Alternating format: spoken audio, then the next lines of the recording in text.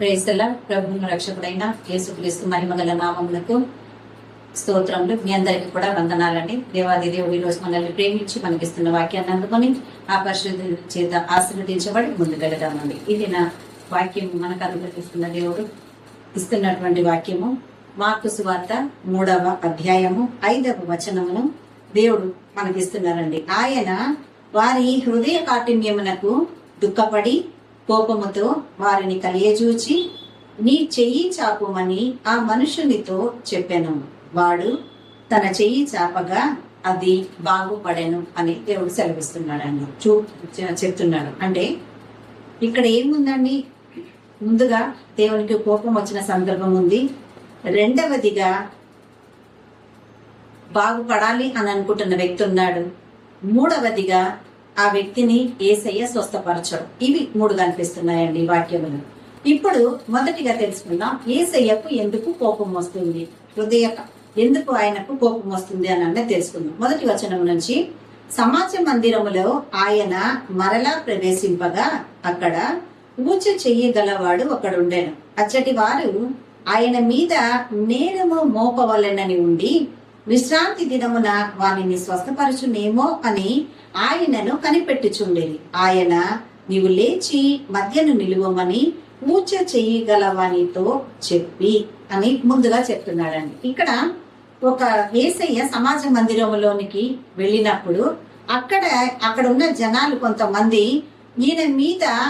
ఈయన ఎక్కడ తప్పులో దొరుకుతాడా అని అన్న విధంగా ఉంటారు కదా ఎప్పుడు.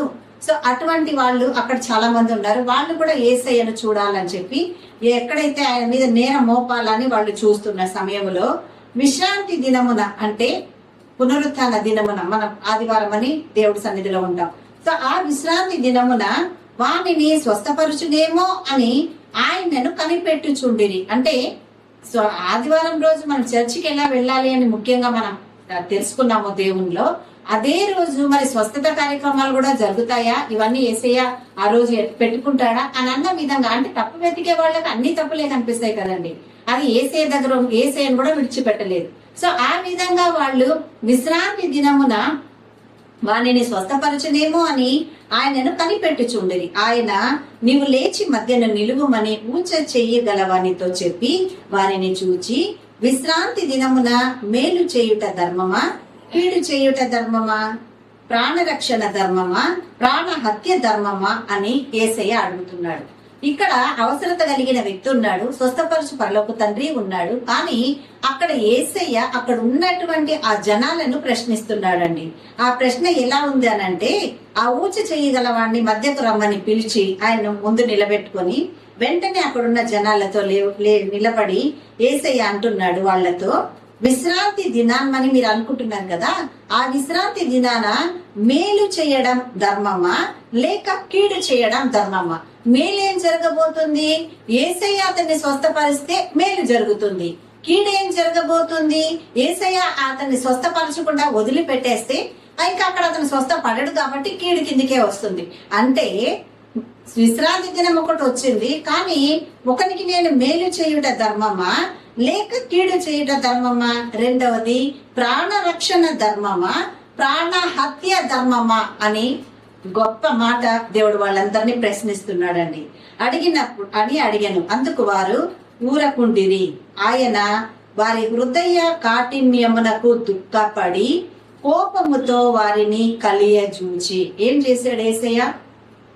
ఎవరైతే ఆయాసం కలిగి ఉన్నారో, ఎవరైతే తప్పు పట్టాలని చూశారో, ఎవరైతే యేసయ్యను దొరికించుకోవాలని చూశారో, ఎవరైతే యేసయ్య చేసేదాన్ని బట్టి ఆయన మీద నిందలు మోపాలనుకున్నారో వాళ్ళందరూ సమాధానం కూడా చెప్పాలి కదండి. వాళ్ళు ఉన్న హృదయ కాఠిన్యానికి బట్టి వాళ్ళు దానికి కావాల్సిన ఎక్స్ప్లెనేషన్ కూడా ఇవ్వాలి యేసయ్య దగ్గర. కానీ వాళ్ళు ఏం చేస్తున్నారు? యేసయ్య అడిగినప్పుడు దానికి జవాబు ఇవ్వకుండా వాళ్ళందరూ కూడా సైలెంట్ గా చూస్తున్నారంట. అప్పుడు యేసయ్య ఆయన వారి హృదయ కాఠిన్యమునకు దుఃఖపడి కోపముతో వారిని కలియజూచి.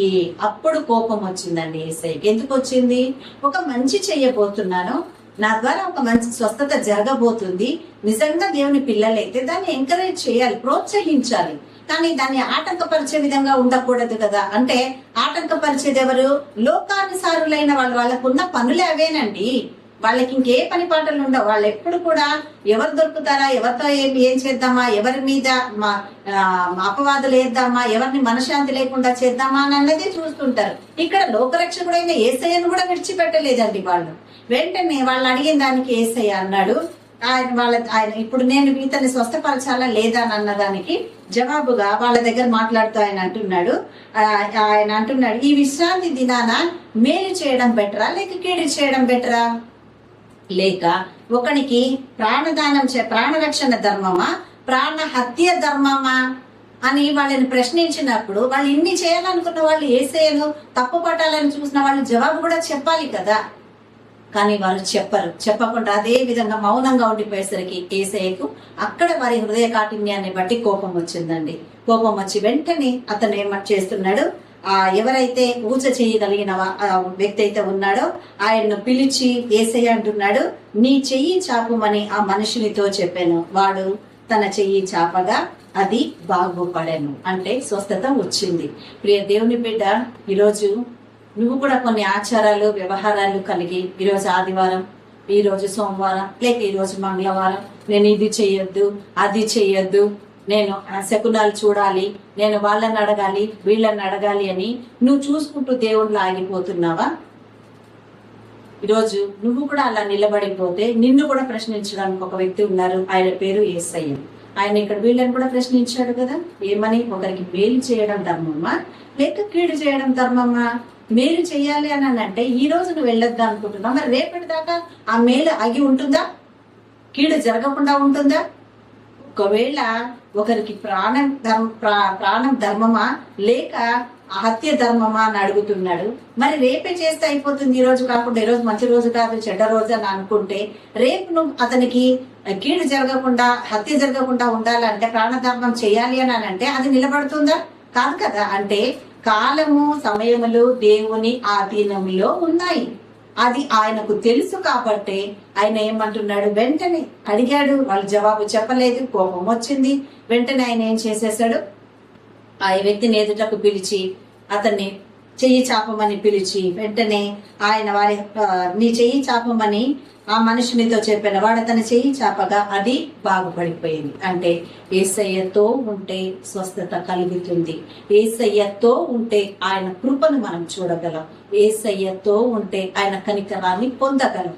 అందుకే యేసయ్య లేని జీవితాలు వ్యర్థము వ్యర్థము వ్యర్థము. దేవుడు మనతో మాట్లాడుతున్నాడు. కాబట్టి అన్యుల వలె ఆచార వ్యవహారాలు పాటిస్తున్న వారి వలె, ప్రతిదానికి సనుగుతూ గొనుగుతూ ఉన్న వారి వలె, ప్రతిదానికి వేషధారణ కలిగి తోడేళ్ల వంటి చర్మమును కప్పుకొని చెప్పడానికి నేను దేవుని బిడ్డను, కానీ క్రియల్లో మాత్రం దేవుని బిడ్డను కానాలనుకుంటున్న వారి చాలా మంది ఉన్నారు. వారిని వలె కాక జవాబు అడిగితే దేవుడు జవాబు చెప్పలేని పరిస్థితుల్లో ఉండిపోయారు వాళ్ళు. కానీ దేవుడు చేసే కార్యాన్ని పనిని ఆపలేదండి. వెంటనే ఆయన వచ్చి ఏం చేశాడు, ఆ వ్యక్తిని ఎదుటకు పిలిచి నీ చెయ్యి చాపనగానే వెంటనే అతను చెయ్యి చాపుతుండగానే యేసయ్య చిత్తమే అక్కడ నెరవేర్చబడింది స్వస్థతగా. ప్రియ దేవుని బిడ్డ, ఈరోజు నువ్వు కూడా ఏదైతే ఇది కాదు అది కాదు ఈ రోజు కాదు రేపు కాదు అని అనుకుంటున్నావేమో, భయపడకు, బాధపడకు. దేవుడు నీకు తోడై ఉండి నిన్ను ఆశీర్వదించబోతున్నాడు, నిన్ను బాగు చేయబోతున్నాడు, నిన్ను స్వస్థపరచబోతున్నాడు, నీ స్థితి మార్చబోతున్నాడు, నిన్ను ధైర్యపరచబోతున్నాడు, నిన్ను లేవనెత్తబోతున్నాడు. దేవుడు నిన్ను తన శక్తి కృపతో నింపబోతున్నాడు. ఈ విశ్వాసం నీకుందా? ఆ నమ్మకాన్ని ఆయన మీద పెట్టి, దేవా నేను నీతో పొందుకున్నట్లు నేను అనేకులకు కూడా ఆశీర్వాదముగా ఉండులాగున నన్ను దీవించు తండ్రి అని నువ్వు సిద్ధపడితే, ఆయన మహిమ పరిస్తే దేవుడి కృపతో నిన్ను ఆదరించును గాక. ఆమేన్, ఆమేన్, ఆమేన్. ఈ వాక్యం ద్వారా దీవించిన పరలోక తండ్రికి వందనాలు. ప్రార్థన చేసుకుందాం. హల్లెలూయా, హల్లెలూయా, హల్లెలూయా. స్తోత్రం, స్తోత్రం, స్తోత్రం, స్తోత్రం. దేవా నీకు వందనాలు, స్తుతులు తండ్రి. మమ్మల్ని మికిలిగా ప్రేమించిన మా ప్రియ పరలోకపు దేవా, ఇచ్చిన చక్కటి వాక్యమును బట్టి మీకు కృతజ్ఞత స్తోత్రములు తండ్రి. ఇచ్చిన ఈ వాక్యములో నా యేసయ్య నీకు స్తోత్రములు తండ్రి. అవునయ్యా, ఈ లోకానుసారం ఆ రోజు నిన్నే తప్పు పట్టిన వాళ్ళు ఈ రోజు భూమి మీద ఇంకా చాలా మంది ఉన్నారు నా యేసయ్య. కానీ ప్రభా, ప్రతి దానిలోనైనా వారికి జవాబు చెప్పే పరిస్థితి మాకు ఇవ్వలేదు, కానీ నీ చిత్తము నెరవేర్చే పరిస్థితిని ఆ స్థితిని కలుగు చేసావు కనుక నీవే దిగి వచ్చి మార్చు మార్చు మార్చు తండ్రి. నీకు స్తోత్రమయ్యా.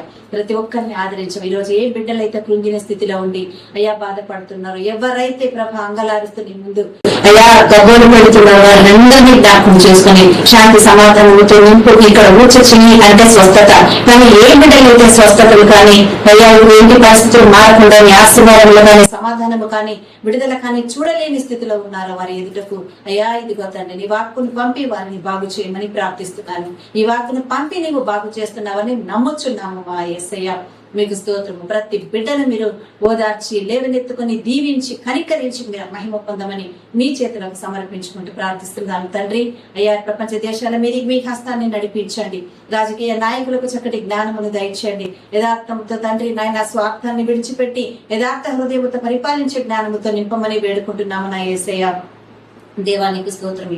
యవన బిడ్డలను జ్ఞాపకం చేసుకోనండి. నీతి మార్గములనైనా అయ్యా నడిపించండి. పాప మార్గమును విడిచిపెట్టి నీ కృపా మార్గములు నేను అనుసరించే ధన్యత దయచేయండి యేసయ్యా. మీకే స్తోత్రములు, మీకు వందనాలు, కృతజ్ఞతలు తండ్రి. అయ్యా ఏ బిడ్డలైతే ప్రభ అయ్యా అనేకమైనటువంటి సంక్షోభ స్థితిలో కురింగిపోయి నీరసించిపోయి బలహీనపడుతున్నారు, అటు వారిని బలపరచండి. అప్పుల భారముతో ఉన్నవారు, ఆర్థిక ఇబ్బందులతో ఉన్న వారికి విడుదల దయచేయండి అయ్యా. అయ్యా వస్తున్న జీతము సరిపోకుండా లోన్లు తీసుకుంటూ మళ్ళీ వాళ్ళు వాటిని కట్టుకోలేక అయ్యా కొండలాగా పెరిగిపోతున్న పర్వతంలాగా మారిపోతున్న ఆయా పరిస్థితుల నుంచి వారికి విడుదల దయచేయమని ప్రార్థిస్తున్నాము తండ్రి. మీకే కృతజ్ఞతలు, మీకు వందనాలు, స్తోత్రములు నాయన. అయ్యా పిల్లల స్కూల్ ఫీజుల విషయాలలో సహాయము చేయమని ప్రార్థిస్తున్నాం అయ్యా. నీకు వేలాది వందనాలు, నీకు కృతజ్ఞతలు తండ్రి. నీ బిడ్డలను ఆదరించండి, బలపరచండి. ఎవరికైతే ప్రభా సంతానము కావాలనో ఆ బిడ్డలను మీరు దీవించండి. ఎవరికి వివాహాలు కావాలనో ఆ బిడ్డలను మీరు ఆశీర్వదించి మీరే మహిమ పొందమని. ఎవరైతే ఈ రోజు జన్మదినాలు వివాహ దినాలు జరుపుకుంటున్నారో అంటే బిడ్డలనందరినీ మీరు ఆశీర్వదించి మీ కృపల వర్ధలు చేసి మీరు మాత్రమే మహిమ పొందమని ఇచ్చిన వాక్యాన్ని బట్టి కూడా మీకు కృతజ్ఞత స్తోత్రములు చెల్లిస్తూ మా ఈ ప్రార్థన అంతా సమస్తమును సకలమును జయించి తిరిగి లేచిన నజరేయుడైన యేసుక్రీస్తు అతి పరిశుద్ధమైన నామమున మేమందరం కూడా అడిగి పొంది ఉన్నాము మా తండ్రి. ఆమేన్ ఆమేన్ ఆమేన్. హల్లెలూయా. అందరికీ ప్రైజ్ ది లార్డ్ అండి.